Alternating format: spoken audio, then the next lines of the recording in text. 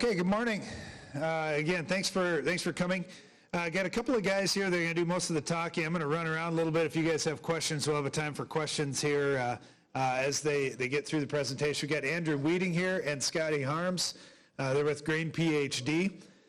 For grain marketing, we do something kind of like we do with Ag PhD, where we've got information for you for production ag. We've teamed up with ADMIS to work on the grain marketing side as well. These guys are the experts in that in terms of strategies. Again, and thanks for coming. I was joking a little bit this morning with Scott that everybody here in this room is going all wheat. Nobody's planting corn or beans next year, so we really need those prices to go up really quick. But he didn't buy that. I'll see what I can do. Anyway, without further ado, without me talking anymore, I'll let these guys go ahead and get started. Okay. What we're going to do is talk a little bit about what Grain PhD is.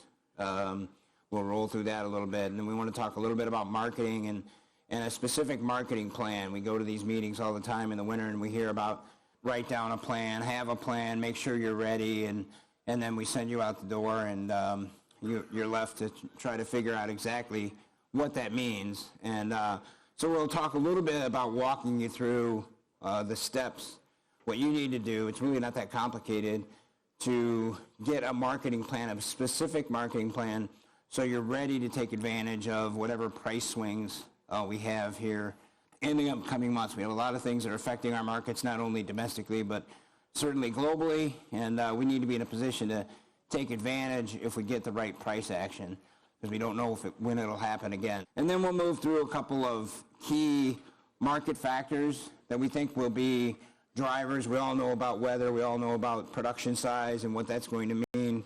We want to talk about a few things that maybe are a little bit behind the scenes or are going to be very important. And then we anticipate at the end having time for questions. There will not be any handouts for this presentation, but it will be available if you reach out to Grain PhD just by texting that number. You can get access to this presentation as well as all the information that's available at Grain PhD. Just give us a call, 844-GRAIN-01, and we'll make sure you get a copy of this presentation so you can go back to and see how smart we were 3 or 4 months down the road. So I want to talk a little bit about 2020 marketing and getting a marketing plan in place. You know, there's a lot of noise out there. This is a thing that I talk about a lot. There's a lot of information, whether it be on Twitter, whether it be on Facebook, whether it be research pieces, a lot of people telling you what to do and telling you why the market's going to go a certain direction. So the important thing is to put your head down and write a marketing plan, have a plan in place, and then you can read that stuff if you want to on your own time as a luxury, but don't let it be the driver of your decision, because you'll have the analysis by paralysis problem where you won't be, you know, one day will be telling you need to sell it, the next day a guy will be telling you it's going to go 30 cents higher. So you just need to have a plan, and then you can step away, focus on the other parts of your operation. So the steps are relatively simple. So the first thing we do when we sit down with someone, we try to develop a market plan, we need to figure out exactly what quantity we're going to be dealing with. And what I mean by that is when we talk with people, a lot of times we focus on taking your production from the previous 3 years and taking 80% of that production and plugging it into a plan. And then from that 80%, we try to market 30 to 40% prior to the key growing time. We'll try to market 30 to 40% during the growing season, the key reproductive time, and then we'll be able to hold back and market that last 20 to 30% as we get, you know, if you have storage, we'll market that post-harvest. We don't want to do a lot of marketing around harvest time if we don't want to. So any planning we can do ahead of time will take some of that pressure off those decisions. So once we determine the quantity, then what we're going to be working with, we need to select the product. A lot of people are familiar with cash markets and all the cash marketing tools that are available. They're great, and those are very important parts of your operation. You're familiar with most of those products. The options are another product that we will steer people to if they're comfortable with that.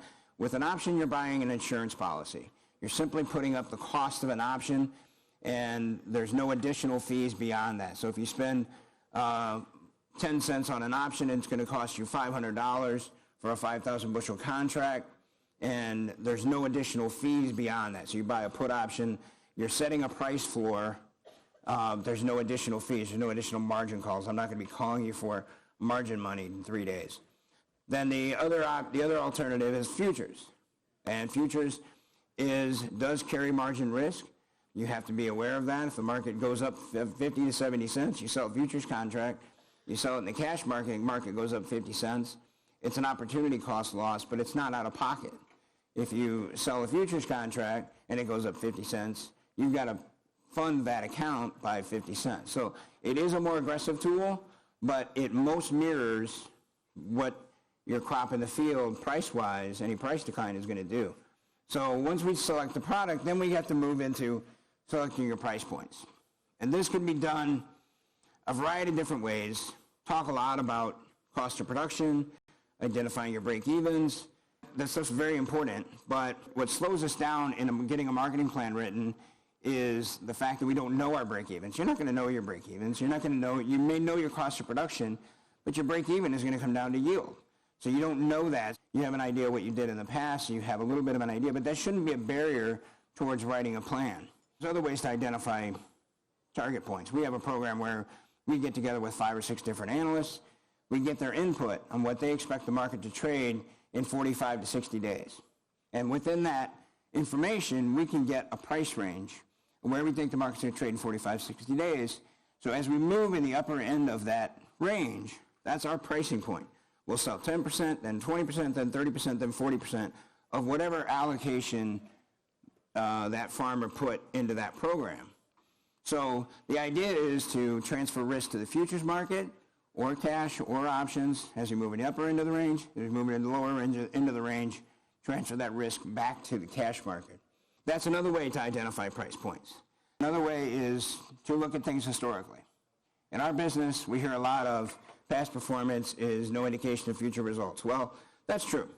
But the past performance can give an indication, give you a guideline of what we think the market's going to do. So that would be another area that you could use what the market's done in the past to give you an idea of what the market's going to do, and so you can select your price points. That's what we're going to do here.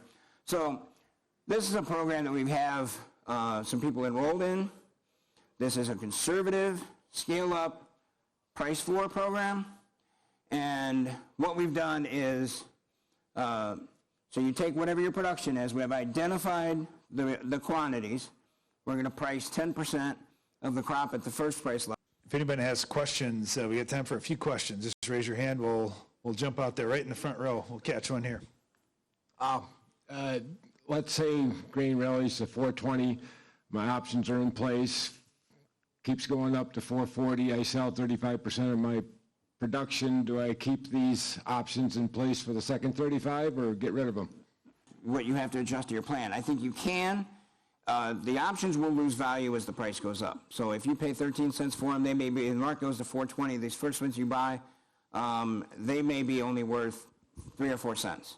So you have to decide whether taking that 3 or 4 cents is worth it. If it is, then you just salvage the 3 to 4 cents. You will take a loss on those, but you'll gain on the futures or on the cash side of it. Or you can transpose those and keep those for the 4 cents that you've invested in them. It kind of depends on the time of year.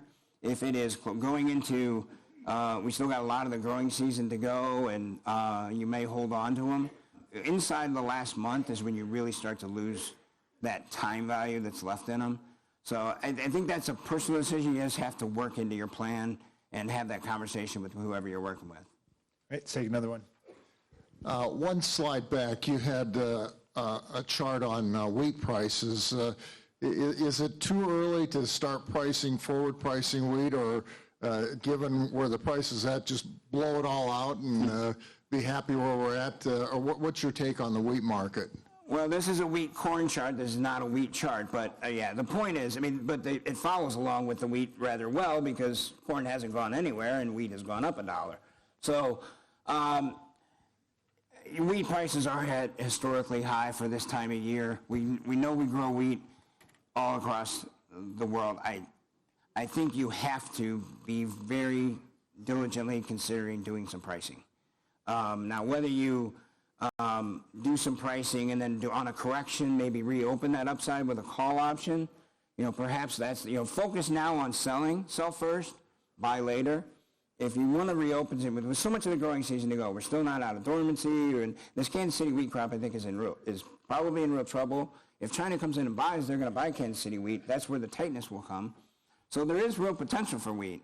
So I think the focus might be on pricing here in the cash market of futures, using whatever correction that we get to the downside, let some time value erode in options, and then maybe buy a August or September call option that gets you through the growing season, gets you through harvest, just in case there is an explosive rally. You don't spend a lot of money. If you price here, you'll have enough money to spend 10 cents on an option on a pullback. But I think these are pretty good prices. All right, take another question here. Could you speak just a little bit about basis? We're in a situation that we haven't been in many years. How do we deal with that and not let it get away from us? Do we do basis contracts? Yeah, there's no doubt that this year has been extremely unique on the basis front. Now I know where you're at. I was looking all over for you. The basis play is going to be important. Unfortunately, there's going to be areas in, corn quality, condition of the crop is going to be a feature this year. We're going to be dealing with so many things we don't normally deal with. I believe you still need to take advantage of the strong basis. That's where you're going to get a better basis market at times than the futures market. There are times to use futures, and there are times to use cash. And I think this, depending on where you're at, if you're in the Eastern Corn Belt or if you're in a corn-deficient area, or if we start shipping corn off the Pacific Northwest to China, then basis bids up in this area are going to grow, then I think you take advantage of that. I think you have to be aggressive. And then, again, just like I said in the previous question, if you price it based on the cash side on a strong cash market, the market is always available for you to re-own it in a call option, or you can buy futures with a tight stop. There's ways to participate in the market, but that cash market won't be there forever. It'll only be there until the pipeline gets filled.